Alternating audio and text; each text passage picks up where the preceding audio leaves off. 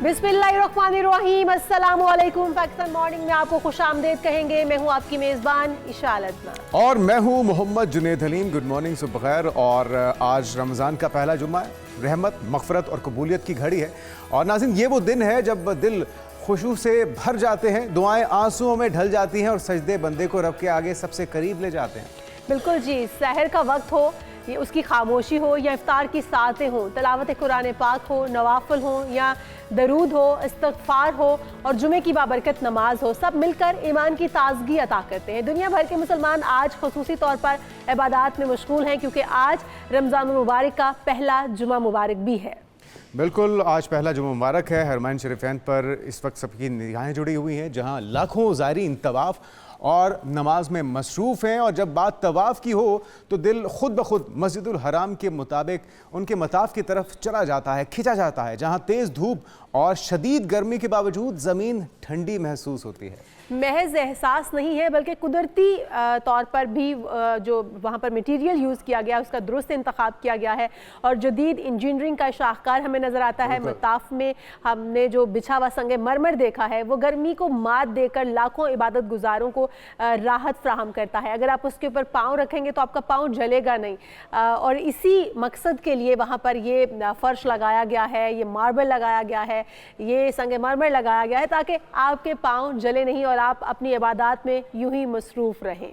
बिल्कुल, और ये जो एक फीलिंग है, एक कैफियत है, अल्लाह ताला आपको, हमें, हम सबको नसीब फरमाए कि हम रमज़ान का बाबरकत महीना भी मस्जिदुल हराम में, मस्जिद नबी में गुजार सकें। और खुशकिस्मत हैं वो लोग, लेकिन वहाँ पे भीड़ बहुत ज़्यादा होती है और रश बढ़ जाता है। ये जिसको कहते हैं पीक का सीज़न सऊदीया में होता है। और सऊदी गज़ट के मुताबिक, नाज़रीन, मस्जिदुल हराम के मुताबिक जहाँ खाना काबा के गिर्द तवाफ़ किया जाता है, वहाँ इस्तेमाल होने वाला जो संगमरमर की जिसकी हम बात भी कर रहे हैं, जो फ़र्श को ठंडा रखता है, वो पत्थर नहीं है बल्कि खुसूसी मयार का कुदरती मार्बल है जो सर्द पहाड़ी इलाकों से हासिल किया गया है। उसकी खासियत यही है कि वो शदीद गर्मी के अंदर भी अपने टेम्परेचर को मोतदिल रखता है और उसके ऊपर जो लोग भी नमाज़ पढ़ते हैं, तवाफ़ करते हैं, इबादत करते हैं, उन्हें उसकी शिद्दत या उसकी हिद्दत महसूस नहीं होती। बिल्कुल जी, और बहुत ही वैसे भी वहाँ पर इस वक्त समा कुछ और है, वहाँ पर माहौल इस वक्त कुछ और है। माह मुबारक की बरकतें वहाँ पर इस वक्त नाज़िल हो रही हैं। तो पूरी दुनिया पर इस वक्त हम देख रहे हैं माह मुबारक की बरक़ात का नुज़ूल है और हम वो बरकतें जितनी हो सकती हैं समेट लें।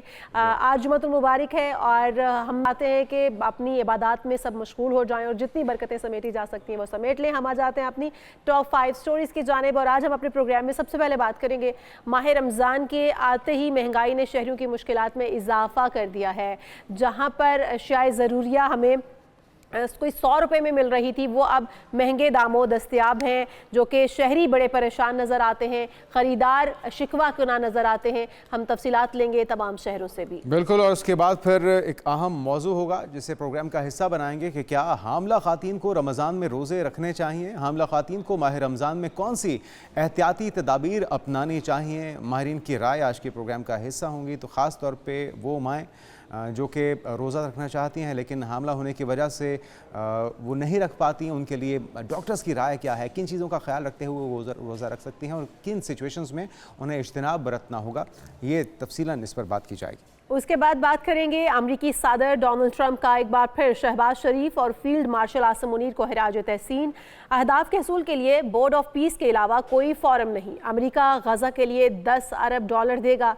डोनाल्ड ट्रंप का गजा बोर्ड ऑफ पीस के इजलास से खिताब, इस पर भी तफसील से जायजा लेंगे, माहिरीन की राय शामिल करेंगे। बिल्कुल, और फिर बात होगी क्रिकेट की। वर्ल्ड कप का सुपर 8 मरहला, पाकिस्तान का पहला मैच कल न्यूजीलैंड से होगा और मोहसिन नकवी की तरफ से एक बयान सामने आया है। आप जानते हैं कि हॉकी टीम के साथ जो नारवा सलूक था ऑस्ट्रेलिया के अंदर, उस पर बड़ी लेदे हुई, बहुत से लोगों को, बड़े अहदेदारों को और चेयरमैन तक को हिला के रख दिया गया, अहदों से हटा दिया गया है।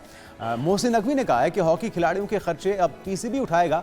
इमाद बट की तरफ से ये दावा सामने आया है, लेकिन मोहसिन नकवी ने खुद तरदीद की है कि वो हॉकी की जो चेयरमैनशिप है या सदारत है वो संभालने नहीं जा रहे। लेकिन फिर भी अगर जो पाकिस्तान क्रिकेट बोर्ड है, पीसीबी है, वो हॉकी का खर्चा उठाता है, जो कि अभी तक हम देख रहे हैं हमारा कौमी खेल होने के बावजूद महरूमियों का और बहुत सी ऐसे मसाइल का शिकार है जिसकी वजह से हॉकी ज़वाल पजीर है। अगर ऐसा भी हो जाए तो बहुत ही खुशाइन बात होगी।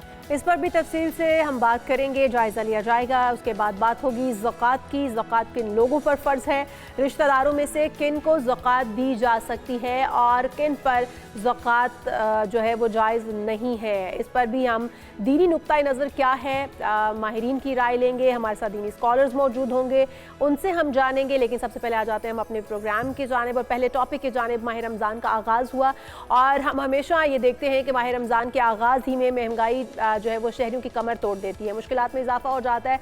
रोज़ा रमज़ान के आगाज़ से एक ही दिन पहले जब पेट्रोल की कीमतें बढ़ाई गई थी तो हमने देखा कि जो ओवरऑल ट्रांसपोर्ट के किराए हैं उनमें इजाफा हो गया था और उसके बाद तमाम अशियाई ज़रूरिया में भी इजाफा देखा जा रहा था। लेकिन कल हमारे कुछ ऐसे रमज़ान के बाज़ार भी हैं जहाँ पर हमें अच्छा की खबर मिली, जो कि हमने आपके साथ वो भी शेयर की। और आज हम आपको बताएंगे कि जो शहरी परेशान हैं, किन किन इलाकों में अभी भी मुश्किलात दरपेश हैं और हुकूमत को नज़रसानी करने की ज़रूरत है, वहाँ पर चेक एंड बैलेंस करने की ज़रूरत है। उन तमाम शहरों से भी, उन तमाम इलाकों से भी हम अपने नुमाइंदगान से सूरत हाल जानेंगे। बिल्कुल, कल मरीम नवाज साहिबा सीएम पंजाब भी मुतहरिक दिखाई दी हैं और राब्ते उनसे होते रहे, वो खुद भी मॉनिटर करती रही हैं चीज़ों को।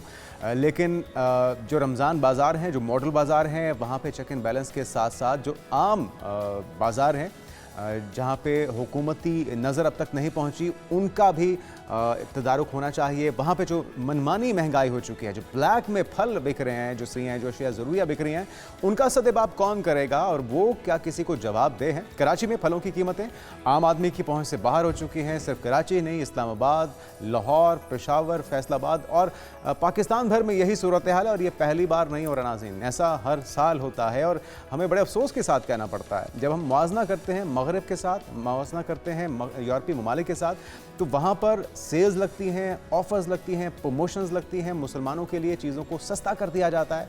लेकिन हमारी ये जिम्मेदारी जिनके ऊपर रोसे फ़र्ज़ हैं और हमें अगर एक दूसरे का एहसास नहीं होगा तो फिर ये बहुत ही अफसोस की बात है। लेकिन हम सूरत हाल बताएंगे। लाहौर से होंगे हमारे साथ राना वहीद, कराची से होंगे समीर राजपूत, इस्लामाबाद से होंगे हमारे साथ साकिब सैयद। तो तमाम शहरों का अहवाल जान लेते हैं। बिल्कुल, सबसे पहले हम जान लेते हैं साकिब सैयद से, जो कि इस्लामाबाद में मौजूद हैं। तो साकिब, इस्लामाबाद की सूरत हाल क्या है? आप इस वक्त किस मार्केट में मौजूद हैं?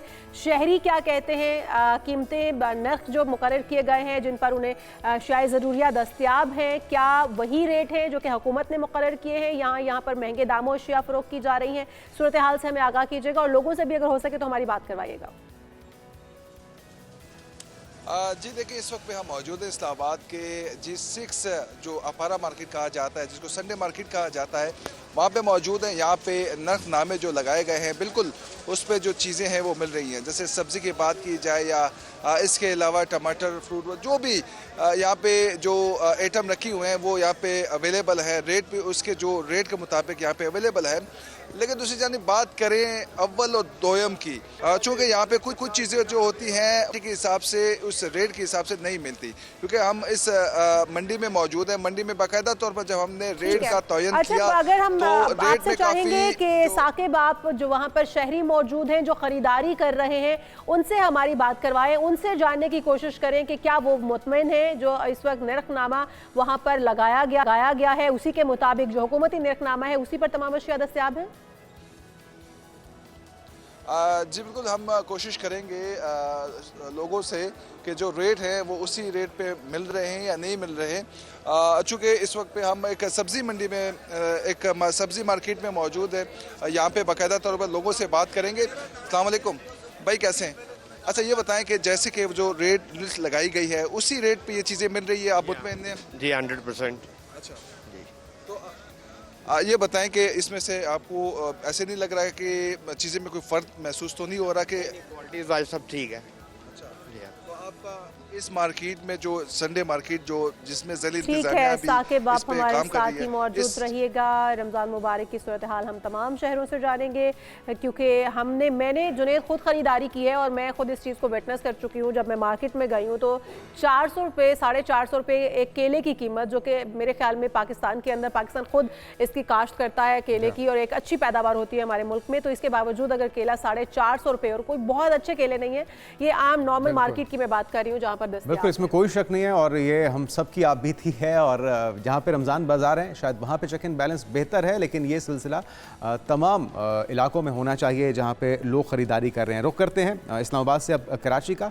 समीर राजपूत वहाँ पर मौजूद हैं। समीर, कराची में कहाँ पर सरकारी सतह पे बाज़ार लगाए गए हैं, लेकिन सिर्फ सरकारी बाज़ारों के अलावा जो उम्मी तौर पे हम देख रहे हैं तासुर, लोग बहुत परेशान हैं, लोग मनमानी कीमतें सुनकर हैरान रह चुके हैं। हम खुद भी यही फेस कर रहे हैं। कराची में हालात क्या हैं और कितना इजाफा देख रहे हैं फलों और सब्जियों की कीमतों में आप? देखिए जी, मैं इस वक्त आपको रिपोर्ट कर रहा हूँ ओल्ड सिटी एरिया की एक सब्जी मार्केट से। कराची की अगर बात करें तो कराची में भी जैसे ही रमज़ान मुबारक की आमद होती है, यहाँ पर भी जो है वो गिरा फरोशी उरूज पर पहुँच जाती है। मुनाफाखोर जो है वो महंगे दामों जो है ख्वाह उसमें सब फल हो, फ्रूट हो और उसके अलावा करियाना का सामान हो, सब पर जो है देखा जाता है कि 50 रुपये से 100 रुपये जो है वो तमाम अशिया पे खुद साख्ता तौर पर बढ़ा दिए जाते हैं। समीर, अगर आसपास आपके कोई सारे ख़रीदार अगर इससे बात हो सके, सूरत हाल हमें उनसे भी हम जानना चाहेंगे ताकि जो हुकूमती नुमाइंदे हैं वो कान धरें और लोगों की दुहाई उन तक पहुँच सके। जी बिल्कुल, कोशिश करते हैं कि यहाँ पर कुछ खरीदार हमारे साथ मौजूद हैं, उनसे बात करते हैं। अस्सलाम वालेकुम।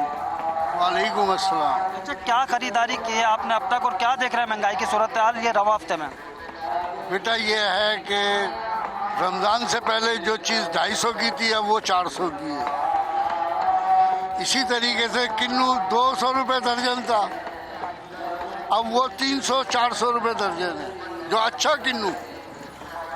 अब सेब ले लो, अमरूद ले लो, जो फ्रूट चाट के अंदर चीज़ें इस्तेमाल होने वाली थी तमाम की तमाम डबल रेट के ऊपर है। तो ये पता नहीं कि ये ठेला माफिया है या मुनाफाखोर है। इसके हाथ दुनिया के अंदर कहीं रमज़ानुल मुबारक है वो आधी कीमत कर देते हैं। ये वाहिद मुल्क है जब रमज़ानुल मुबारक आता है डबल कीमतें हो जाती है। समीर, हम आपसे जानना चाहेंगे कि यहाँ पर तो शहरी परेशान नज़र आते हैं, क्या कराची शहर के अंदर भी रमज़ान बाज़ार लगाए गए हैं या फिर जो ओपन मार्केट्स हैं सिर्फ वहीं पर दस्तयाब हैं ये तमाम चीज़ें, जिस तरह आप भी सब्ज़ी मंडी के अंदर मौजूद हैं और भी अगर कोई शहरी वहाँ पर मौजूद है तो उनसे भी बात अगर हो सके तो आप उनसे भी बात कीजिए ताकि उनसे भी हम जान सकें कि किस चीज़ का नर्ख जो है वो इस वक्त बढ़ चुका है और उसकी वजूहत फिर हम ताकि हुकूमती नुमाइंदों से भी जान सकें कि आखिर वजूहत क्या है रमज़ान के आते किस तरह से कीमतें बढ़ जाती हैं। देखिए जी, इस वक्त मैं जहाँ मौजूद हूँ कराची में जो है ये वक्त जो है वो जुम्मे की नमाज का होता है। इस वक्त जो है वो ख़रीदार जो है वो खासी कम तादाद में मार्केटों का रुख करते हैं। इस वक्त जो ख़रीदारों से हमारी बात हुई है इससे कबल उनका यही कहना है कि जो कमिश्नर कराची की जानिब से इंतज़ामिया की जानिब से जो प्राइस लिस्टें जारी की जाती हैं उसमें जो नर्ख मुकर्रर किए जाते हैं वो कुछ अलग होते हैं, लेकिन जब बाज़ारों में शहरी जो है वो ख़रीदारी के लिए पहुँचते हैं ये तो समीर, यही मसला तो दरपेश है। उन नर्खनामों पर, उन रेट लिस्टों पर अमल दरामद भी तो इंतजामिया ने करवाना है, अमल दरामद क्यों नहीं हो पा रहा? जी देखिए, यहाँ पे बड़े बड़े दावे किए जाते हैं। कमिश्नर कराची की जानिब से जो है असिस्टेंट कमिश्नर को मजिस्ट्रेट के जो है उनको ओहदे भी दिए गए हैं, उनको चार्ज दिए गए हैं, लेकिन देखा जाता है कि मजिस्ट्रेट जब मार्केट में आते हैं तो कुछ देर के लिए मुनाफाखोर जो है वो कमिश्नर कराची की लिस्टें जो है वो दुकानों पर लगाकर जो है मुकर्रर रेट पर जो है आप हमारे साथ ही मौजूद रहिएगा। दो रेट लिस्टें शॉपकीपर्स ने रखी होती हैं, एक रेट लिस्ट जो कि इंतज़ामिया के वहाँ पहुँचने पर जो कि डिस्प्ले की जाती है और एक वो होती है जो कि जो कस्टमर्स होते हैं उनको दिखाने के लिए की जाती है, और जो हुकूमत की जानिब से रेट लिस्ट दी जाती है उसका कहीं नामो निशान नहीं होता। यही वजूहत हैं कि आवाम परेशान है। हम जानेंगे, राना वहीद लाहौर में मौजूद हैं, उनसे सूरत हाल जानते हैं। आप बताइएगा इस वक्त लाहौर में क्या सूरत हाल आप देख रहे हैं, किस मार्केट में आप मौजूद हैं, शहरी क्या शिकवा करते हुए नजर आ रहे हैं, दाम क्या हैं गवर्नमेंट की जानिब से जो लगाए गए हैं और किन दामों पर इस वक्त दस्तयाब हैं? जी बिल्कुल शुक्रिया। यहाँ पे अगर देखा जाए तो मैं अल्लामा इकबाल टाउन की एक मार्केट में जो है यहाँ पे मौजूद है और उसमें अगर देखा जाए तो यहाँ पे जो सूरत हाल हमें देखने को मिल रही है उसमें बहुत ज़्यादा जो है जो शहरी हैं वो खरीदो फरोख्त में मसरूफ़ नज़र आते हैं। और इसमें अगर देखा जाए तो मैं खुद चूँकि यहाँ पे सिटी डिस्ट्रिक्ट की बीट को हम देखते हैं, अशिया ज़रूरिया की चीज़ों को पहले से हम अगर मुआसला किया जाए तो एक हफ्ता पहले की जो कीमत थी अशिया ज़रूरिया की और अब जो है है आपसे उसमें चाहेंगे कि आपके साथ 15 लोग मौजूद हैं, आंटी एक मौजूद है, उनसे पूछना चाहेंगे कि इस वक्त जो रेट हुकूमत की जानिब से दिया गया उस पर तमाम अशिया दस्तयाब है। जी मैं उनसे आपकी बात करवाता हूँ। क्या कहेंगी, कितना फर्क है रवां हफ्ते, जो पहले हफ्ते जो रमजान से पहले और आज के दिन में अशिया जो फल हैं सब्जियां हैं उसमें कितना फर्क है? बेटे कोई ऑफर नहीं है, रमज़ान ऑफर कोई भी नहीं है। इससे पहले हम जो पहले ले चुके परचेज कर चुके हैं, हर चीज़ में कम से कम 50% ज़्यादा है। 50% ज्यादा रेट है। तो पहले जो केला था वो 170-80 रुपए मिलता था, आप 300 तक मैं लेके गई हूँ पिछले संडे। हर चीज़ प्याज आलू हर चीज़ मैं लेके गई, सिर्फ आलू में थोड़ी कमी की है। रेट इन्होंने 50। अच्छा, दीगर फलों में भी रेट ज्यादा है? जी बिल्कुल, सेब बहुत ज़्यादा रेट पे मिल रहा है और इतनी अच्छी क्वालिटी भी नहीं है। और जो केला है वो कच्चा केला है और वो जो अब 180 या 225 में मिल रहा है, 300 तक मिल रहा है। अच्छा राना भाई, केले की ये क्वालिटी भी सूरत इतनी हाल लो है। बिल्कुल उसी तरह से है जिस तरह से बाकी शहरों में है, कीमतें कई गुना बढ़ा दी गई हैं। प्राइस कंट्रोल कमेटियां यहाँ पर मौजूद हैं। आप जिस बाजार में है ये तो कोई मॉडल बाजार दिखाई दे रहा है, अगर यहाँ पर ये हालात हैं तो फिर ओपन मार्केट में तो इससे भी बदतर हालात होंगे। प्राइस कंट्रोल कमेटियां सूरत हाल को मॉनिटर कर रही हैं? बरकत वाला महीना है, इसमें ज़्यादा जो है वो लोगों को न्यूट्रिएंट्स की ज़रूरत होती है। अब ये अमीर तबका तो चलो अफोर्ड कर सकता है, लेकिन गरीब तबका क्या करेगा? ठीक है, वो उनको क्या न्यूट्रिएंट। नाज़रीन, हमारे साथ राना वही थे। लाहौर में भी लोग शिकवा कुना हैं, यही सूरत हाल कराची और यही इस्लामाबाद में है। ये 3 बड़े शहर हैं, लेकिन छोटे बड़े शहरों में, गांव देहातों में यही सूरत हाल है। बड़ा अफसोस का मकाम है। जो रिटेलर है वो कहता है हमें पीछे से सब्ज़ी या जो भी है लाइफ स्टॉक है या दीगर अशिया हैं, फल हैं, वो महंगे मिलते हैं, हम आगे महंगा बेचने पर मजबूर हैं। लेकिन हुकूमत क्या कर रही है, इंतज़ामिया क्या कर रही है, प्राइस कंट्रोल कमेटियाँ क्या कर रही हैं, निर्खनामे उस पर अगर अमल दरामद नहीं हो रहा तो ये किसका काम है इसे सही? अभी जो बात एक शहरी कर रही थी, खातून कर रही थी, वो ये कह रही थी कि पैकेजेस दिए जाते हैं, लेकिन यहाँ पर रमज़ान के अंदर कोई पैकेज नहीं दिया गया है। रिलीफ दिया जाता है, रिलीफ पैकेजेस होते हैं जिसके तहत रमज़ान मुबारक लोग ऐसे तरीके से गुजार पाते हैं। लेकिन रमज़ान में भी अगर लोगों की परेशानी यही रहेगी कि उन्होंने अपना पेट कैसे भरना है, तो फिर वो रमज़ान की उन लज़्ज़तों को या उन बरकतों को कैसे समेट पाएंगे जो कि रमज़ान के महीने के साथ ही हमारे लिए अल्लाह ताला ने नाज़िल फरमा दी है। लेकिन हम इस वक्त उम्मीद करते हैं और दुआ गो हैं कि हुकूमत कान धरेगी और हुकूमत इन तमाम चीज़ों के ऊपर चेक एंड बैलेंस लगाएगी ताकि कीमतें जो हैं वो उन्हीं कीमतों पर आवाम को भी मुयसर आ सके जिनका इस वक्त हम देख रहे हैं कि हुकूमत दावा कर रही है कि इन तमाम रेट्स पर चीज़ें अशिया जो है वो। बिल्कुल। राना वहीद हमारे साथ थे लाहौर से, समीर राजपूत कराची से और इस्लामाबाद से साकिब सैयद। आप सभी का बहुत शुक्रिया और उम्मीद गो हैं और दुआ गो हैं, बल्कि उम्मीद के साथ कि हुकूमत अमल दरामद को यकीनी बनाएगी, तमाम प्राइस कंट्रोल कमेटियों को मुतहरिक किया जाएगा। बिल्कुल जी, यहाँ पर एक ब्रेक शामिल करेंगे और जब ब्रेक से वापस आएंगे तो बड़ा अहम टॉपिक होगा उन तमाम खवातीन के लिए जो कि हामला हैं, माँ बनने की खुशी से गुजरने वाली हैं, उनके लिए कि रोज़े किस तरह से रखे जा सकते हैं और वो क्या क्या एहतियात हैं जो कि उन्हें बरतनी होगी। इस ब्रेक के बाद प्रोग्राम में एक बार फिर से आपको खुशामदीद कहते हैं नाजरीन। और अभी हम बात करेंगे माह रमज़ान, क्योंकि बाबरकत महीना जिसमें तमाम लोग ये चाहते हैं कि बरकतें समेटी जाएं और जिस्मानी तौर पर फिट भी रहना बहुत ज़रूरी होता है। फिर हम अपने मेन्यू को इस तरह से डिसाइड करते हैं कि हम कुछ भी खाते चले जाते हैं और मेन्यू क्या, हमारा तो एक लंबा चौड़ा दस्तरखान होता है मुसलमानों का जो कि रमज़ान में इफ्तार के टाइम पर हम सजा लेते हैं। लेकिन इसमें एहतियात क्या क्या बरतनी होती है, हमें ये भी देखने की ज़रूरत होती है। और फिर हमारे अंदर डेफिशिएंसी ना हो जाए किसी चीज़ की, या पानी की कमी ना हो जाए, या बहुत सारी चीज़ें होती है जो हमें मोहतात रहने के लिए करनी पड़ती हैं। लेकिन स्पेशली मैं आज बात करूंगी उन खवातीन की जो कि हामला खवातीन हैं, जो कपल पेरेंट्स बनने जा रहे हैं। उनके लिए आज का सेगमेंट होगा कि जो हामला खवातीन हैं क्या वो रोज़े रख सकती हैं, किस महीने में रोज़ा रखना उनके लिए सेफ़ रहेगा और किस महीने में उन्हें रोज़ा से थोड़ा सा परहेज़ करनी होगी ताकि जो बच्चे के ऊपर जो कि उनके अंदर पल रहा है उसके ऊपर किसी किस्म के कोई साइड इफ़ेक्ट्स ना आए। वैसे तो रमज़ान मुबारक के अंदर हम सब की कोशिश होती है कि हम सब ही रोज़े रखें और हमारी प्रेग्नेंट जो ख़वातीन हैं वो भी रोज़ा रखना चाहती हैं, लेकिन उन्हें देखना होगा कि क्या वो रोज़ा रख भी सकती हैं कि नहीं। आज हमारे साथ मौजूद हैं डॉक्टर समीना हक साहिबा, गायनोकोलॉजिस्ट हैं और साथ ही साथ IVF स्पेशलिस्ट भी हैं। आप वेलकम टू शो कहेंगे डॉक्टर समीना साहिबा आपको, और बहुत शुक्रिया। रमज़ान मुबारक आपको, अच्छा गुजरा आपका रमज़ान? जी हाँ, दूसरा रोज़ा और इतने आसान रोज़े बहुत, और मौसम इतनी भी अभी अच्छा बरकतों वाला महीना। जी। तो डॉक्टर साहब आज हम आपसे जानना चाहेंगे, क्योंकि हामला खवातीन हमारी वो भी वो होता है उन्हें कि अगला रमज़ान, हम सब की ये होती है कि अगला रमज़ान पता नहीं हमें देखना है या नहीं देखना, तो इस रमज़ान में हम तमाम बरकतें समेट लें, तमाम फजीलतें समेट लें, वो नेकियां हम भी कमा लें। तो हामला खवातीन क्या पहले महीने में है, दूसरे में है, वो रोज़ा रख सकती हैं आगाज़ के अंदर? क्योंकि उनको ये भी होता है कि हमें थोड़ी थोड़ी देर के बाद भूख लग जाती है, या हमें मतली आती है, या हमें वॉमिटिंग स्टार्ट हो जाती है, तो हम नोज़िए के साथ क्या हम रोज़ा रख सकते हैं या नहीं रख सकते? तो क्या हामला खवातीन जो कि पहले सेमेस्टर से भी गुजर रही हैं, स्टार्टिंग के मंथ हैं, फर्स्ट सेकंड थर्ड, तो क्या वो रोज़ा रख सकती हैं? फर्स्ट और सेकंड और थर्ड ट्राइमेस्टर में ही हम इसको डिवाइड करते हैं ना प्रेगनेंसी को।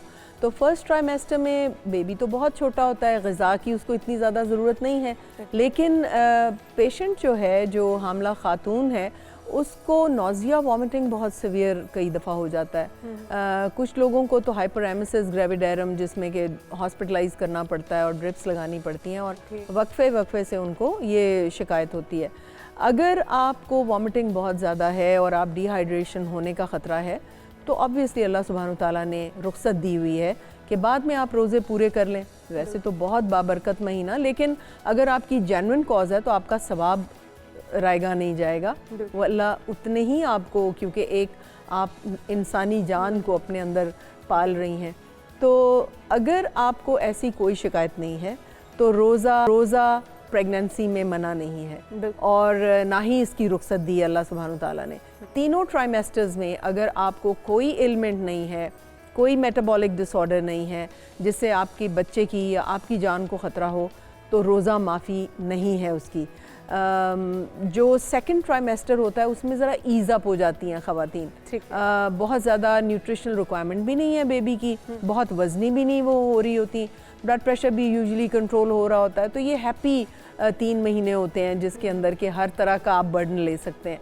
तो सेकंड ट्राइमेस्टर में तो कोई ख़ास ज़रूर इतना कोई आपको फ़िज़िकल डिसेबिलिटी नहीं होती और आप कैरी ऑन कर सकते हैं। फर्स्ट ट्राइमेस्टर में आप देख लें, अगर आपको वॉमिटिंग बहुत सीवियर है और आप नहीं उसके साथ कोप कर रहे, दवाई के साथ भी आपकी वॉमिटिंग नहीं रुक रही, फिर तो आप रोज़ा रख ही नहीं सकते। लेकिन अगर आपको बार बार भूख लग रही है तो आप अपनी डाइट जो है, भूख एक्चुअली नहीं लगती, इट इज़ एसिडिटी, और उसके अंदर आपको लगता है कि जैसे कोई खालीपन है और आपको कोई महसूस हो रही है, हाँ फील हो रही है, तो उसके लिए आप डॉक्टर से रजू करें। वो आपको कोई इस किस्म की एंटासिड्स दे देंगे जो आप सहरी के वक्त ले लें, और आप अपने आप को हाइड्रेट बहुत रखें। यानी अगर आपने सहरी खानी है तो उससे 1 घंटा पहले आप थोड़ा थोड़ा कुछ घूंट करके पानी पीते रहें। जैसे आप सहरी प्रिपेयर कर रहे हैं तो साथ साथ एक ग्लास रख लें जिसके अंदर आप स्कंजबीन बना लें या कोई और चीज़, या मिनरल वाटर ले लें, आप घड़े का पानी ले लें, वो आप ORS ले लें, उसको आप घूंट पीती रहें, ताकि आपकी नमकियात और आपका जो पानी का लेवल है वो बॉडी में कम ना हो, वो बरकरार। तो ये फर्स्ट ट्राइमेस्टर में तो आपको मिनरल्स और वाटर का बहुत ध्यान रखना है। बेबी तो बहुत छोटा है, उसको प्रोटीन, कार्बोहाइड्रेट्स कुछ इतनी ज़रूरत नहीं है। सेकेंड ट्राइमेस्टर जो है उसमें ये है कि आप प्रोटीन्स और कार्बोहाइड्रेट मुतनासिब ग़िज़ा इस तरह की लें कि आपको सारा दिन प्यास ना लगे। पराठे खाने का तो कोई फ़ायदा नहीं है, आप आटे की रोटी लें और सालन के साथ खा लें, और उसके साथ अंडे का इस्तेमाल ज़रूर करें, उसमें पूरी आपको प्रोटीन्स हर तरह की ग़िज़ा मिल जाएगी। लास्ट ट्राइमेस्टर में ये है कि आपका बेबी जो है वो ग्रो कर रहा है और आपको बहुत ज़्यादा भूख लगने का है, तो आप उसी तरह उसको मैनेज कीजिए। सहरी के वक्त थोड़ा सा ज़रा आप डाइट बढ़ा लें और उसके अंदर आप देसी घी का इस्तेमाल कर लें जो आपको सेटाइटी दे के रखेगा, और फ्लूइड उसी तरह आप सहरी के वक्त जब आप बनाने के लिए उठते हैं खाना, तो साथ अपने ORS बना के रख लें या आप पानी रख लें ताकि आपको हाइड्रेट रहें आप। अच्छा डॉक्टर साहब, कुछ ख़वातीन ऐसी भी होती हैं जिनको थोड़ी थोड़ी देर के बाद, क्योंकि डाइजेस्ट भी नहीं होता एक साथ में, अगर वो सहरी में बहुत ज़्यादा खा लें तो बहुत ज़्यादा हैवी हो जाएगा, इफ्तार में एकदम से बहुत ज़्यादा खा लें तो वो हैवी हो जाएगा, और बेबी वेट बहुत ज़्यादा होता है, तो बहुत सारी ख़वातीन की ये कंप्लेन भी होती है कि उनसे डाइजेस्ट नहीं होता अगर वो एक साथ खा लेती हैं। उन्हें क्वान्टिटी जो है थोड़ी थोड़ी सारा दिन वो खाती हैं तो ही वो डाइजेस्ट कर पाती हैं। तो वो फर्स्ट ट्राइमेस्टर में हो, सेकंड में हो या थर्ड में हो, कुछ खवातीन के साथ ये कॉम्प्लिकेशंस चल रहा होता है थ्रू आउट, और बल्कि वो मेडिसिन पे होती हैं, डाइजेस्ट करने के लिए भी मेडिसिन ले रही होती हैं, सिरप डिफरेंट किस्म के ले रही होती हैं, तो उनके लिए क्या हो सकता है, क्या SOPs हैं उनके लिए कि आप फिर किस तरह से रोज़ा रख सकते हैं? ये तो बड़ा आसान, अल्लाह ताला ने हमारे बड़ी आसानी पैदा कर दी है कि रमज़ान मुबारक के अंदर अगर आप किसी भी मुश्किल की वजह से नहीं रख पा रहे हैं, कोई आपको हेल्थ इश्यूज़ भी चल रहे हैं, और ये तो प्रेगनेंसी तो एक नेचुरल प्रोसेस है, तो आप बाद में वो रोज़े पूरे कर सकते हैं। तो ऐसी सूरत में उन खवातीन के लिए SOPs क्या होंगी जिनको बार बार थोड़ा थोड़ा सा खाने की ज़रूरत होती है, एकदम से खा के उसके बाद डाइजेस्टिव सिस्टम उनका उस तरह से काम नहीं कर पाता? बेटे ये थोड़े से गिने चुने तो दिन है जी, तो इसके अंदर जब सहरी बनाने के लिए उठें तो आप अपना पहले तैयार कर लें खाना, और जब आप बना रही हैं तो एक एक लुकमा थोड़ी थोड़ी देर के बाद, वो 1 घंटा लगाएं आप उस फूड को खाने के लिए, तो फिर आपको एकदम से खाने की ज़रूरत नहीं पड़ेगी। फ्लूइड आप उससे पहले ही अपने आप को हाइड्रेट कर लें, और उसके साथ आप थोड़ा थोड़ा आप लेती रहें जब तक कि आपने सहरी बाकी लोगों के लिए तैयार की है। इसी तरह इफ्तारी पे आप जो स्कंजबीन बना लें या ORS का पानी बना लें ताकि आपके नमकियात कम ना हो, पानी की भी जो कमी है वो पूरी हो जाए। खजूर खाएं, साथ आप फ्लूइड्स लें काफ़ी सारे, मगरिब की नमाज़ पढ़ें और उसके बाद नॉर्मल खाना खाएं। ये पकौड़े समोसे जो आपको डिहाइड्रेट करते हैं, इनका ना तो कोई न्यूट्रिशनल वैल्यू है, और बाज़ारी तो वैसे ही इन्फेक्शन के भरे होते हैं। उसकी चटनियाँ घर बनाएं अगर आपने खानी है, उसके अंदर इतना जरासीम होता है जो बाज़ार की चटनियाँ होती हैं, गंदे हाथों से बनी होती हैं। तो मैं यही कहूँगी स्पेशली प्रेग्नेंट और लैक्टेटिंग वेमेन को कि अपनी सेहत का ख्याल रखें और बिल्कुल ये बाज़ारी चीज़ें जो हैं वो घर में ना इस्तेमाल करें। बिल्कुल। अच्छा, जो डॉक्टर साहब दूध पिलाने वाली माएँ होती हैं, आपने खुद ही उनका तज़किरा कर दिया, वो ख़वातीन भी उन्हें भी प्यास बहुत ज़्यादा महसूस होती है, बच्चा क्योंकि फ़ीड कर रहा होता है, फिर वो उन्हें भूख भी उस तरह से ज़्यादा उनकी शिद्दत के साथ होती है, उन्हें भी जब वो बच्चे को दूध पिला रही है तो डॉक्टर्स भी ये कहते हैं कि आप साथ पानी अपने साथ रखें या कुछ ना कुछ साथ में इंटेक भी करें।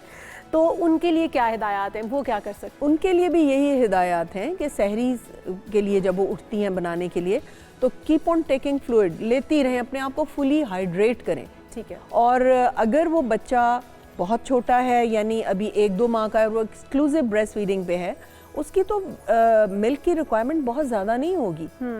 जैसे जैसे बच्चा 2nd, 3rd, 4th मंथ में, 5th मंथ में जाता है, आप उसको कुछ थोड़ा बहुत सॉलिड भी देना शुरू कर दें। तो आप दिन को 2-3 फीड दे दें, बीच में उसको सॉलिड्स दे दें, ये टाइम तो गुजर जाएगा उसका। पानी की बोतल दे दें, जूस दे दें, कोई चीज़ दे दें, और उसके बाद आप इफ्तारी के वक्त आप फिर अपने आप को रिहाइड्रेट कर लें। तो रोज़ा तो बहुत आसान है अगर आप उसको लॉजिकली देखें और उसको तैयारी के साथ करें कि मैंने तो किसी सूरत। डॉक्टर साहब, अगर हम देखें रमज़ान मुबारक, क्योंकि हमारी पूरी बॉडी को डिटॉक्सिफाई करने का भी एक मंथ है, हमारी पूरी बॉडी क्लेंज हो जाती है और जितने टॉक्सिन्स हैं वो भी हमारी बॉडी से निकल जाते हैं, क्योंकि जो फास्टिंग का अमल अल्लाह ताला ने हमारे लिए रखा है, साल में एक बार आता है, लेकिन हमें बहुत सारी चीज़ों से पाक कर जाता है। तो हामला होने वाले जो कपल हैं, जो चाहते हैं, जो कंसीव करना चाहते हैं, वो इसको किस तरह से यूटिलाइज़ कर सकते हैं कि वो अपनी ऑयली चीज़ें इंटेक जो है उसका कम करते हुए, फ्रूट जूसेस का इस्तेमाल करते हुए और फास्टिंग के अंदर रहते हुए वो इस मंथ को कितना अच्छे से यूटिलाइज़ कर सकते हैं, और क्या कुछ हो सकता है फॉलिक एसिड, आयरन, इन चीज़ों की कमी को भी दूर करते हुए ताकि वो आफ्टर रमज़ान कंसीव करने की तरफ जा सकें? उनके लिए क्या मशवरा है? देखो, 2 चीज़ों को ज़रा सेपरेट करो, दुनियावी हासिल और रूहानी हासिल। ठीक है, टारगेट रखें रूहानी हासिल जो रमज़ान का है कि जी हमने रोज़े रखने हैं क्योंकि अल्लाह सुब्हानहू तआला ने कहा है, और इतना टाइम 70 टाइम्स रिवॉर्ड है हर चीज़ का, और अल्लाह से कनेक्शन, और वो उस तरफ ध्यान ज़्यादा रखें। ये तो इसका एक साइड बेनिफिट है कि जी वो डिटॉक्सिफाई हो जाता है सब कुछ। लोग जिन में अच्छा वज़न कम करूँगा मैं या करूँगी मैं, रोज़ों में रोज़े रखूँगी वज़न कम करने के लिए, तो ये टारगेट जो है ना ये आप अचीव करें इंटरमिटेंट फास्टिंग करके रमज़ान के बाद। लेकिन यहाँ पे भी आप, जैसे आपने कहा, इंटेलिजेंटली आप कर सकते हैं। इसमें क्या होता है कि रात के 2 बजे लिवर ने अपने आप को डिटॉक्सिफाई करना होता है नॉर्मल रूटीन में। ठीक है। लेकिन रमज़ान के महीने में ऐसा होता है कि जब आप फास्ट कर रहे हैं ना, तो बॉडी को जब एनर्जी चाहिए तो उसने क्या करना है, टूटी फूटी चीज़ें जो है ना जिस्म की, वो उसने इकट्ठी करनी है और उनको खाना शुरू कर दें। ऑटोफेगी कहते हैं इसको, यानी अपने आप को बॉडी खाना शुरू कर देती है। और खाती क्या है, कैंसर सेल्स अगर कहीं बन रहे हैं, शुरू के कैंसर सेल्स बन रहे हैं, या और जो उतरे हुए सेल डेस्कुमेटेड सेल्स हैं बॉडी ने जो जिनसे गेट रिड करना है, वो फाजिल चीज़ें जो हैं हम बॉडी से निकाल ही नहीं पा रहे, क्योंकि हमने इतना खाते हैं हम कि हमारे सारे सेल और कामों में बिजी हैं। तो इसलिए जब वो सुकून में आते हैं ना कि अब यहाँ से कोई चीज़ अंदर नहीं आ रही, फिर वो देखते हैं कि हमने अब किस किस चीज़ को साफ़ करना है, किस किस चीज़ को ऑटोफेगी करनी है, किस किस चीज़ को खा के हमने एनर्जी बनानी है। बिल्कुल। तो इसलिए ये तो डिटॉक्सिफिकेशन का एक बेहतरीन तरीका है। रमज़ान के अलावा भी जितने भी नफली रोज़े हैं, जैसे शाबान के 20 रोज़े अल्लाह सुब्हान ताला ने नबी अकरम सल्लल्लाहु अलैहि वसल्लम को दिया हुआ था, तोहफे में दिए गए थे, और वो जितना हम मुसलमान उनका फ़ायदा उठा सकते हैं हमें उठा लेना चाहिए, रूहानी तौर जिस्मानी तौर पर भी। बहुत शुक्रिया, आप हमारे साथ मौजूद थी डॉक्टर समीना हक साहिबा, IVF स्पेशलिस्ट, और हमने कोशिश की है कि आपको बता सके कि रमज़ान मुबारक के रोज़े किस किस महीने में आप रख सकते हैं। अगर मुश्किलात हैं तो आप बाद में भी रख सकते हैं, लेकिन रमज़ान मुबारक जो है वो इतना बाबरकत महीना है कि खुद ही आसानियाँ पैदा होती चली जाती है। अल्लाह ताला खुद ही आपके लिए तमाम चीज़ें आसान करते चले जाते हैं, वो प्रेगनेंट ख़वातीन हैं या फिर दूसरी ख़वातीन या मर्द हज़रात हैं, उन सब के लिए रोज़ा खुद ब खुद आसान होता चला जाता है। हम यहाँ पर एक ब्रेक शामिल करेंगे, जब ब्रेक से वापस आएंगे तो बात होगी गाज़ा पर, और गाज़ा पीस ऑफ बोर्ड के ऊपर क्या कुछ हुआ है, क्या उसके अंदर इजलास के अंदर चीज़ें तय की गई हैं, इस पर भी बात होगी। इस ब्रेक के बाद स्टे विद अस। प्रोग्राम में एक बार फिर से आपको खुशामदीद कहते हैं नाजरीन, और अभी बात करेंगे ICC T20 वर्ल्ड कप के सुपर 8 मरहले की, जहां पर एक और साफ शक्ल मुकाबला होने जा रहा है, जहां पाकिस्तान क्रिकेट टीम और न्यूजीलैंड क्रिकेट टीम का कल आमना सामना होगा। तो इस अहम मैच से काबिल दोनों टीमें भरपूर तैयारियों में भी मसरूफ़ हैं। ये मुकाबला सिर्फ एक मैच नहीं रहा, बल्कि सेमीफाइनल की दौड़ में फैसला कुन मोड़ भी साबित हो सकता है। तो ऐसे में बहुत सारे सवाल आते हैं कि पाकिस्तान को आखिर किन खिलाड़ियों पर एतमाद करना होगा, किन खिलाड़ियों पर एतमाद करना होगा, ये है सबसे अहम सवाल। क्योंकि पिछली बार भी कुछ तब्दीलियां हुई हैं, रिजल्ट बहुत अच्छा, लेकिन टीम हल्की थी, एक बड़े मार्जिन से हम जीते, यही तवक्को थी। लेकिन इस बार जो पिछली बार जो तब्दीलियां की गई थी उसमें मजीद इजाफा होना चाहिए। हॉकी पर भी हमने बात करनी है, हमारा कौमी खेल है और बहुत ही ज़बोहाली का शिकार जो हालिया दौरा ऑस्ट्रेलिया के दरमियान जो खिलाड़ियों के साथ सलूक रवा रखा गया, उसके बाद जो एक तब्दीलियाँ, एक भूचाल हमने देखा। फिर मोहसिन नकवी इस मंजरनामे में इन होते हैं, 10 लाख रुपए के चेक दिए जाते हैं, इमाद बट को वापस से कप्तानी दी जाती है, और उम्मीदें एक बार फिर से पैदा हो जाती हैं कि क्या हॉकी का रिवाइवल इससे हो पाएगा। इस सब कुछ जानेंगे। हमारे साथ मौजूद हैं डॉक्टर नुमान नियाज़ साहब, सीनियर स्पोर्ट्स तज्ज़ियाकार। डॉक्टर साहब, आपको वेलकम कहेंगे पाकिस्तान मॉर्निंग में। एक तो ये कि कल का एक बड़ा मैच है और टॉप 8 मरहले का, सुपर 8 मरहले का पहला मैच है, और भी बहुत से इम्तिहान है, श्रीलंका से होगा, इंग्लैंड से मुकाबला होगा, तो हमें तगड़ा तो होना पड़ेगा। लेकिन हमारा मोराल, क्योंकि आखिरी मैच हमने जीत लिया, उसकी वजह से अब भी होगा। लेकिन सवाल ये है कि क्या जो तब्दीलियाँ पिछली बार थी वो काफ़ी थी, या और भी तब्दीलियाँ होनी चाहिए? अगर होनी चाहिए तो वो क्या क्या होंगे? देखिए, सबसे पहले तो मैं ये कहूँगा कि जब आपने 15 रुकनी टीम सेलेक्ट की थी तो इसमें बहुत सारे प्लेयर्स को अकोमोडेट किया था, और अनफॉर्चुनेटली हमें पिछले 2 साल से नज़र आ रहा है कि हमने यंगस्टर्स को हम लेके आए, और कुछ उनमें से बहुत प्रॉमिसिंग यंगस्टर्स थे, लेकिन हमने उनको ना पाथवे के थ्रू लेके आए और ना हमने उनको रिटेन किया, और इस तरह आप टीम्स डेवलप नहीं करते। और उसका रीज़न है पर्सनल बायसेस भी हैं, पर्सनल फेवरेटिज्म भी है, नेपोटिज्म भी है, लैक ऑफ ऑपरेशनल स्ट्रक्चर भी है। तो अब मैं समझता हूँ कि आपकी मिडिल ऑर्डर इस टीम की थी नहीं, और आपने जो टॉप ऑर्डर उनको कंपेलिंगली कहा कि उन्होंने मिडिल ऑर्डर में खेलना है, और इंटरनेशनल क्रिकेट में रोल्स डिफाइंड होते हैं और पोजीशन के मुताबिक आपको रेलेवेंट होना चाहिए, और उसके मुताबिक आजकल बहुत ही मेथोडिकल है ये T20 क्रिकेट। इसमें शुरू में एक लॉन्च फेज होती है, उसके बाद फेज ऑफ कंसोलिडेशन होती है, और फिर मारधाड़ के आखिरी 5 ओवर्स होते हैं। सो मास Sadaqat, we missed out. Hasan Nawaz हमने खिलाया, उसको बैडली हैंडल किया, ओपनर था वो, उसको 4 पे खिलाया, उसने परफॉर्म किया, फिर 6 पे ले गए। फिर हमने रिजवान को जब निकाला एक स्पेशलिस्ट विकेट कीपर को, तो हम मोहम्मद हारिस को लेके आए जो कि टॉप ऑर्डर पे बैटिंग करते हैं। उनको हमने एक मैच में 9वें नंबर पे बैटिंग कराई, एक में कराई नहीं। So that was ironic. फिर ऐसे लगा कि हमने बहुत सारे प्लेयर्स को भरमार मार ली ऑलराउंडर्स की, और हमारे यहाँ unfortunately specialist allrounder Hardik Pandya मौजूद नहीं है, जो कि पूरा बैट्समैन भी है, जो कि पूरा बॉलर भी। हमारे बिट्स एंड पीसेस ऑलराउंडर्स हैं, और हमने उनको अंडर यूटिलाइज किया। अब जब हम श्रीलंका पहुंच गए और 11 हमने सेलेक्ट करने शुरू किए, यार उसमें ही कम से कम अब 11 ऑनेस्टी के साथ सेलेक्ट कर लेते। फिर आपने जो की हैंडलिंग की, मेरे मुताबिक बाबर आजम डिजर्व ही नहीं करते थे रीसेंट कंटेम्प्रेरी फॉर्म में कि वो 15 का भी हिस्सा होते। आप जब उनको ले वो ओपन करते, जो उनका टेम्पलेट है और जिस तरह वो खेलते हैं, he can not be a power hitter. Structure power hitting और स्लॉट ये हमारे प्लेयर्स को पता नहीं है। उसके बाद आपने उनको नंबर 4 पे बिल्कुल ही मिसफिट पोजीशन में उनको खिला दिया, जहाँ पे वो फिट ही नहीं। वो भी एम्बेरस हुए, टीम भी एम्बेरस हुई, टीम का बैलेंस भी। फिर जैसा शादाब खान, ठीक है कि गन T20 ऑलराउंडर है, हमें कोई इतराज नहीं है, लेकिन पिछले 2 साल से, गुज़श्ता 2 साल से उनकी बॉलिंग में बाइट खत्म हो गई है और वो आउट नहीं परफॉर्म नहीं कर पा रहे हैं। डॉक्टर साहब, हम यही जानना चाहेंगे, जिन तमाम नामों का आपने तस्करा किया, ये नाम जेरे बहस है कि आखिर इनको शामिल क्यों किया गया और ये किसके बिहाफ पर, मतलब कि कौन है जो इनको बार बार बीच में शामिल टीम में करने के लिए कहता है। अगर सिलेक्शन कमेटी की बात की जाए, सिलेक्शन कमेटी भी इसमें कसूरवार है, फिर कोच क्यों इसको किस जगह पर खिला रहे हैं, किस पोजीशन पर खिला रहे हैं, कप्तान जो है वो कहाँ पर है, इन तमाम की जो मिसमैनेजमेंट है वो सारी असरअंदाज हुई। हम भारत से मैच हार गए, जो कि हम एक अच्छे मार्जिन से जीत भी सकते थे, फिर उसके बाद टॉस जीतकर पहले फील्डिंग का फैसला करना, पहले बॉलिंग का फैसला करना, जो कि हमारे हक में सही नहीं बैठा है। अब न्यूजीलैंड का पहले तो ये कि इनकी जिम्मेदारान कौन है, फिर दूसरा अभी अगर न्यूजीलैंड के खिलाफ अगर हम आते हैं, मैदान में उतरना है हमने इंशाल्लाह कल, तो हमारी हिकमत अमली क्या होनी चाहिए, कौन से फिर बैटर्स हैं, कौन से बॉलर्स हैं जिनके ऊपर हमें एतमाद करना होगा, जो कि हमें जीत से हमकनार करवा सकते हैं और फाइनल तक हमें पहुंचा सकते हैं।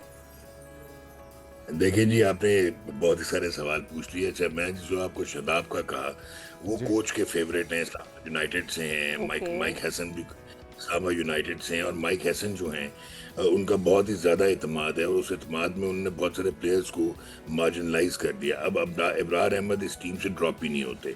He is your best white ball bowler, जो स्लो बॉलर है। उनको आपने गलत एम्प्लॉय किया था इंडिया के अगेंस्ट, और पावर प्ले में कभी भी वो लेफ्ट हैंडर्स के अगेंस्ट एम्प्लॉय नहीं किए जाते, और वहाँ पे उनको हल्की सी मार लगी तो आपने उनको बाहर कर दिया, जो कि आपके मैच विनिंग बॉलर हैं उस्मान तारिक के साथ। फिर आपने शाहीन शाह अफरीदी को इस टूर्नामेंट में खामखा खिलाया, वो अनफॉर्चुनेटली फिट नहीं थे, उनको भी रियलाइज़ करना चाहिए था। आपने सलमान मिर्ज़ा को एक मैच खिलाया, फिर ड्रॉप कर दिया, फिर लेके आए। आपने नसीम शाह को मैच नहीं सिखाया। आप फ़खर जमान को लेके गए, जो कि नंबर 4 पे बहुत अच्छा खेलते हैं में, लेकिन आपने उनको भी नहीं खिलाया, और आप 5 पे उनसे होप करते रहे कि वो परफॉर्म करेंगे। साइम अयूब अनफॉर्चुनेटली एक बहुत ही टैलेंटेड और वो वाहिद पाकिस्तान का बैट्समैन है जिसको आप कह सकते हैं कि वो मॉडर्न क्रिकेट के साथ रेलेवेंट है, लेकिन उसने पिछले गुज़िश्ता में उसकी 18 का स्ट्राइक रेट है और उसकी कोई 16-17 जितनी जो उनकी डोमेन है बैट्समैन होने की या अच्छा बैटर होने की, उससे ज़्यादा तो वो अच्छी बॉलिंग करवा रहे हैं, तो उनकी फिर कैटेगरी को तब्दील कर दिया जाए डॉक्टर साहब। हाँ, फिर उनको नीचे ले आए। फिर फ़हीम अशरफ को आपने ओवर्स ही नहीं करवाया, तो क्या आप उसको फील्डिंग ऑलराउंडर है। फिर आपका माइंडसेट आप देखें, थिकनिंग माइंडसेट था कि आप नामीबिया के अगेंस्ट जा रहे हैं और नंबर 9 तक आपने बैटिंग भर ली और रीइंफोर्स कर ली, और फिर फ़हीम की बारी भी नहीं आई। फिर आपने बाबर को एम्बेरस किया, उसको भी अंदर नहीं भेजा चार्ट पे। सो ये क्लियरली इंडिकेट कर रहा है कि आपके पर्सनल बायसेस भी चल रहे हैं और आपकी विम वो ओवरराइड कर रही है जो टीम की रिक्वायरमेंट है। अब मैं जल्दी से आपको ये बता सकता हूँ कि इंडिया से आपने कहा कि हम मैच जीत भी सकते थे। आप इंडिया से कभी भी नहीं जीत सकते अनलेस अनटिल आप क्रिकेट के जाविये को तब्दील करेंगे, क्योंकि दुनिया बहुत आगे निकल गई। T20 एक साइंस बन गई, साइंटिफिक इंटीग्रेशन है, मल्टी डिसिप्लिनरी अप्रोच है, सुपर फिटनेस का दौर है, क्रिकेटिंग अवेयरनेस बहुत रिक्वायर्ड है। उसके बाद हर प्लेयर मेंटली स्ट्रांग है, सिचुएशनली एडजस्ट करता है। अच्छा, लेकिन एक चीज़ है डॉक्टर साहब, ये सारी चीज़ें जिनकी आप निशानदेही करें बिल्कुल अपनी जगह दुरुस्त हैं, लेकिन हमने देखा कि पाकिस्तान के अलावा बाकी हल्की टीमों से भी स्ट्रगल की है। इंडिया ने जीतते हुए बहुत ही कम मार्जिन से जीता है, तो हम ऐसा क्यों नहीं कर सके। दूसरा फिर वही बात कि जो हमारी स्ट्रेंथ थी उनको सही जगह पे इस्तेमाल ना किया जाना। और एक चीज़ जो हम जहाँ पे लैग कर रहे हैं बड़ी शिद्दत से हमें महसूस हो रहा है कि एक तगड़ा कप्तान या तो सलमान या आगा तगड़े हो जाएं, बाहर के फैसलों पे इन्हिसार ना करें, और उस्मान तारिक का सही जगह पे यूटिलाइज़ होना, फ़खर जमान को ना खिलाना, बाबर आजम टीम का हिस्सा होते हुए भी उनका ना खेलना, तो ये सारी चीज़ें एक अच्छा कप्तान मौके पे डिसीजन ले सकता है, ना कि बाहर बैठा हुआ कोच या कोई और फैसला साज बताया कि जी आपको ये करना चाहिए। ये चीज़ें अब जो आप भी निशानदेही कर रहे हैं और जितने भी माहिरीन हैं, सारी चीज़ें पॉइंट आउट बार बार हो रही हैं, इस बार आपको अमल होता हुआ दिखाई दे रहा है न्यूजीलैंड के खिलाफ मैच में। मैं उसी तरफ आ रहा था कि आपने आप ना मैचअप्स करते हैं, ना प्रॉपरली आप टीम सेलेक्ट करते हैं, तो हो गया। इंडिया की जो आपने बात की, अगर 2024 की हम इंडिया की टीम देखें, हालांकि वो भी 14 सक्सेसिव मैच जीत चुके हैं वर्ल्ड कप्स में, T20s में, लेकिन ये टीम उसके मुताबिक बराबर नहीं है जो कि 24 की टीम थी। इसमें अपनी बहुत सारी कबाहतें हैं और ये अपनी फुल ब्लूम पे नहीं है, लेकिन ये सारे प्लेयर स्ट्रक्चर्ड एक पाथवे से आते हैं, साइंटिफिक इंटीग्रेशन के साथ आते हैं और इनके रोल्स डिफाइंड हैं। तिलक वर्मा हो जाए या इवन आपके जो ऊपर ईशान किशन हो जाए, उनका फर्स्ट क्लास में 273 हाईएस्ट है। वो ट्रॉफी खेल के प्रॉपर डिफेंस के साथ आते हैं, उनको रोल्स पता है। सूर्या कुमार जो है उनको नजर आ गया कि स्लो लो पिचेस पे उन्होंने हिटिंग नहीं करनी, वो कंसोलिडेट करते हैं, वो रोटेशनल स्ट्राइक करते हैं। रोटेशनल स्ट्राइक तब तक नहीं हो सकती जब तक आपका डिफेंस ना हो। अब आप पाकिस्तान टीम की बात करते हैं, पाकिस्तान टीम, यही टीम मैं आज आपके प्रोग्राम में प्रेडिक्ट कर रहा हूँ 95% ये हम सेमीफाइनल खेल जाएंगे, ठीक है। अच्छा, अब अगर आपने 11 के 11 प्रॉपर सेलेक्ट करने हैं तो एक तो आप साइम अयूब को या तो लास्ट वार्निंग दें या उसको नीचे लेके आए और as a bowling allrounder use करें। और बाबर आजम को अगर आपने यूटिलाइज करना है तो उसको या ओपनर करें या नंबर 3 पे करें। सलमान अली आगा कैप्टन भी पेडेस्ट्रियन है और कभी भी T20 क्रिकेट ना खेले थे ना डिजर्व करते थे। आपने उनको एक बना दिया, 1-2 इनिंग्स 3 उन्होंने कैमियो की खेली, फिर वो नंबर 3 पे चले गए क्योंकि पावर प्ले में आसान होता है, 2 प्लेयर सिर्फ बाहर होते हैं कि आप हिटिंग कर सकते हैं। लेकिन सिवाय नामीबिया के मैच के he hasn't been firing all cylinders.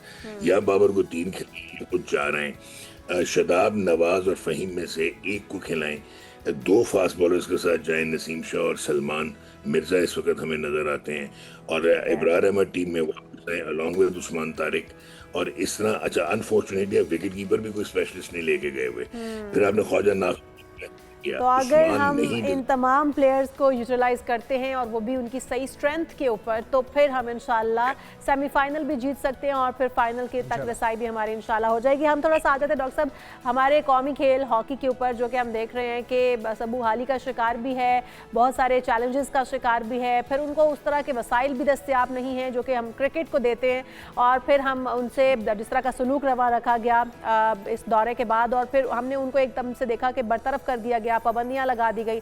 अब इमाद भट्ट के ऊपर से पाबंदी हटा दी गई है जो कि कोच है हॉकी टीम के, और साथ ही साथ जो है मोहसिन नकवी साहब हमें मैदान में नजर आए हैं जिन्होंने 10-10 लाख रुपया एक तो प्लेयर्स को दिया है और साथ ही उनकी बेहतरी के लिए इकदाम करने का भी वादा किया है। ये स्पोर्ट्स बोर्ड का काम है, वैसे भी क्रिकेट बोर्ड जो है उसका काम नहीं है, लेकिन ठीक है मोहसिन नकवी साहब सामने आए, किसी ने तो ये स्टेप लिया, अच्छी बात है। आप समझते हैं कि इससे रिवाइवल हो पाएगा हॉकी का, और जिसका जो तरीक़ाकार पाकिस्तान ने रखा है हॉकी के साथ, क्या वो सही है? देखें, जो हमारी हॉकी एक नेशनल गेम है, दूसरा we all have grown up seeing किस तरह ये जीतते थे और इनकी लेगेसी और हेरिटेज बहुत स्ट्रांग है। अनफॉर्चुनेटली हम ही ने प्रपोज किया था ऑस्ट्रो ट्रफ एक ज़माने में। हॉलैंड में छोटे से मुल्क में जो है 500 ऑस्ट्रो ट्रफ लग गए, हमारे पास 5 नहीं होती थी, और फिर हॉकी इवॉल्व होना शुरू हुई तो हमने उसको कम्पीट नहीं किया। अभी आपने बात की कि क्रिकेट का ख्याल रखा जाता है फाइनेंशियली, नो, क्रिकेट खुद कमाता है, हॉकी ने खुद कमाया नहीं, क्योंकि हॉकी जो है वो एक मेन स्ट्रीम गेम रही नहीं वर्ल्ड वाइड, जिसकी वजह से वो स्पॉन्सर्स को अट्रैक्ट करती है, कंज्यूमर्स को अट्रैक्ट करती। फिर हमारे PHF में हमेशा पॉलिटिक्स रही, ओलंपियन के मसाइल रहे, करप्शन रही और मिस हैंडलिंग, मिस मैनेजमेंट होती रही, और हमारा यहाँ तक पहुँच गया कि ये लड़के अब भी स्किल में बहुत अच्छे हैं, लेकिन क्योंकि हॉकी के 2 हाफ जो 35-35 मिनट के होते थे वो क्वार्टर्स में चले गए, 15-15 मिनट के एंगुलर हॉकी हो गई, तो उसमें सुपर फिटनेस चाहिए होती है। अगर आप देखेंगे पाकिस्तान के मैचेस, ये शुरू के 2-3 क्वार्टर ब्रिलियंट खेलते हैं स्किल पे, फिर ये एग्जॉस्ट हो जाते हैं और ये कम्पीट नहीं कर पाते फिजिकली और सुपर फिटनेस पे। अच्छा, अब इनका ना कोई पाथवे है, ना इनमें कोई पैसे हैं, ना इनके साथ तो ज्यादती होती रही, इनको डेली अलाउंसेस भी नहीं मिलते रहे। आप पार्टिसिपेशन के लिए आपके हॉकी फेडरेशन के पास पैसे नहीं होते थे, स्पोर्ट्स बोर्ड ने इस बार तो पैसे दिए थे, और जो मिसमैनेजमेंट और करप्शन की दास्तान सामने आई है, that was symbolic, that was shameful. अभी आपने बात की मोहसिन नकवी साहब की, no, not as chairman Pakistan cricket board, he is also the federal minister for interior, और जिस तरह डिजाइन किया है PHF के प्रेसिडेंट ने, और जिस तरह वानी साहब अब आए हैं, तो दैट क्लियरली शोज कि कहीं ना कहीं नोटिस लिया गया है, प्राइम मिनिस्टर ने भी। तो इस तमाम मंजरनामे में मोहसिन नकवी साहब की एंट्री से हम तवक्को रखें ये कि वो बेहतरी लाने जा रहे हैं, ओन करने जा रहे हैं? डेफिनेटली अगर कोई ओन नहीं करेगा, लावारिस छोड़ देगा, तो फिर वही हाल होगा जो ऑस्ट्रेलिया में हुआ। तो I personally feel Mohsin Naqvi साहब की इंक्रोचमेंट नहीं है, उनका अंदर आना स्ट्रेंथन ही करेगा हॉकी को फाइनेंशियली भी। और अगर क्रिकेट बोर्ड ने प्रॉमिस किया है कि उनके कैंप के भी वो लेंगे, बर्डन लेंगे फाइनेंशियल, और इनको जो इजिप्ट में इन्होंने जाके क्वालिफायर खेलना है वर्ल्ड कप का, उसको देखेंगे, तो I personally feel it should augur well for Pakistan hockey. But खुदारा अब टाइम आ गया है कोई मेरिट का बंदा लगाएं जो कि हॉकी की डायनामिक्स को चेंज करे, उसको हॉकी की फाइनेंशियली डायमेंशन को विएबल दुरुस्त समझ में लेके जा सके और ये डिसाइड कर सके कि हॉकी को किस तरह से ग्रो करवाना है। हम देखते हैं कि ये सियासत की नज़र भी होता हुआ हमें ये खेल नज़र आया और साथ ही साथ इसके अंदर करप्शन के मामलात हों और मजबूरी तौर पर जो है वो इसकी बहाली हो, हमें वही नज़र आई। अब बेहतरी की गुंजाइश इस पर। Thank you so much. Doctor Numan Niaz साहब हमारे साथ मौजूद थे और ये दोनों जो खेल दिलों के बहुत करीब हैं, चाहे वो क्रिकेट हो या हॉकी हो। हॉकी हमारा कौमी खेल है और क्रिकेट के अंदर हमें बहुत ज़्यादा कुछ करना है। कल वाला मैच देखते हैं कि उसमें क्या मज़ीद तब्दीलियाँ होती हैं और किस तरह से हम न्यूजीलैंड को पछाड़ते हैं और सुपर 8 का आगाज़ भी हम फातिहाना करते हैं। बिल्कुल जी, यहाँ पर एक ब्रेक शामिल करेंगे और जब ब्रेक से वापस आएंगे तो बात होगी ज़कात की, किन लोगों को दी जा सकती है, किन रिश्तेदारों को दी जा सकती है और किन को नहीं। इस पर बात होगी इस ब्रेक के बाद।